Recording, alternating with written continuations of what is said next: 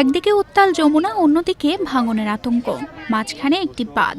আর সেই বাঁধের উপরই চলছে একটি সরকারি প্রাথমিক বিদ্যালয়ের ক্লাস। 6 বার নদী গর্ভে বিলীন হয়েছে স্কুলটি, তবু থামেনি পাঠশালা, থামেনি শেখার লড়াই। এটি বগুড়ার সারিয়াকান্দি উপজেলার চকরতিনাথ সরকারি প্রাথমিক বিদ্যালয়। যমুনার ভয়াল ভাঙনে মাত্র 2 মাস আগে আবারও হারিয়ে গেছে বিদ্যালয়ের ভবন।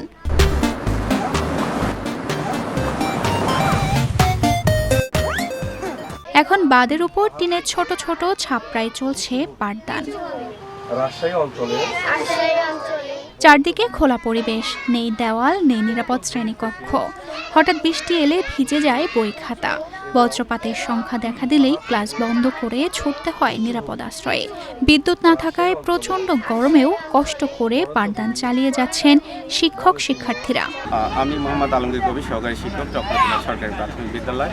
বন্যা নদীগর্ভ অত্র বিদ্যালয়টি বিলীন হওয়ার পর আমরা সহকর্মীরা মিলে শিক্ষার্থীদের যাতে এই আপৎকালীন সময়ে শিক্ষা কার্যক্রম অব্যাহত থাকে সেজন্য আমরা এই ব্যবস্থাটা করেছি। তো এখানে আমাদের অনেকগুলো প্রতিকূলতার সম্মুখীন হতে হচ্ছে। এখানে আমাদের বৃষ্টি আসলে শিক্ষার্থীদের বই খাতা ভিজে যাচ্ছে, এই বেঞ্চগুলো ভিজে যাচ্ছে। এখানে আমাদের অফিসিয়াল যে কাজগুলো সেগুলো আমরা করতে পারছি না।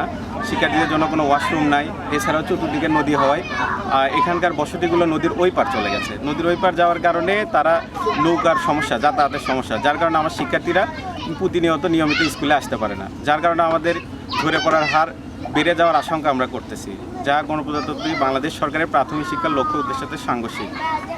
এখন গণপ্রজাতন্ত্রী বাংলাদেশ সরকার এবং ঊর্ধ্বতন কর্তৃপক্ষের কাছে আমার অনুরোধ, তারা যেন অতি দ্রুত সময়ের মধ্যে বিদ্যালয়ের একটা স্থান নির্ধারণ করা হয়েছে, সেখানে বিদ্যালয়টি স্থাপন করে শিক্ষার একটা উপযুক্ত পরিবেশ তৈরি করে।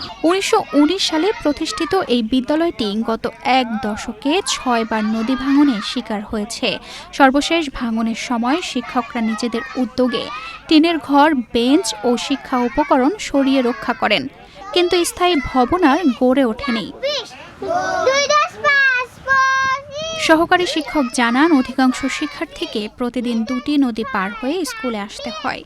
নেই কোনো টয়লেট। দুর্ঘটনার ঝুঁকি নিয়ে চলছে পাঠদান, ফলে দিন দিন বাড়ছে শিক্ষার্থী ঝরে পড়ার আশঙ্কা। যে দ্রুত বিদ্যালয়টি স্থাপনের ব্যবস্থা করে শিক্ষার্থীদের শিক্ষার সুষ্ঠু পরিবেশ নিশ্চিত করবেন, এই আশাবাদ ব্যক্ত করছি।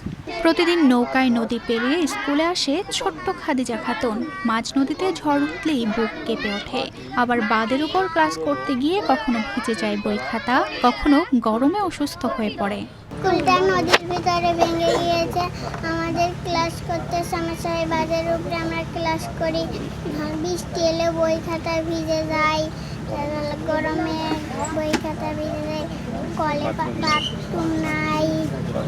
সরকার যেন আমাদের স্কুলটা তাড়াতাড়ি ভালো করে দেয়, যেন আমরা পড়াশোনা করতে পারি ভালো করে। একসময় বিদ্যালয়ে শিক্ষার্থী ছিল 483 জন, এখন আছে মাত্র 73 জন। তবুও শিক্ষার আলো আঁকড়ে ধরে আছে কোমলমতি শিশুরা। প্রশ্ন একটাই, স্বাধীনতার 55 বছর পরও নদী ভাঙনের সঙ্গে লড়াই করা এই শিশুদের জন্য কি একটি নিরাপদ স্কুল ঘর নিশ্চিত করা যাবে না? তানজিদা রহমান, ইনায়া, বাংলাদেশ প্রতিদিন।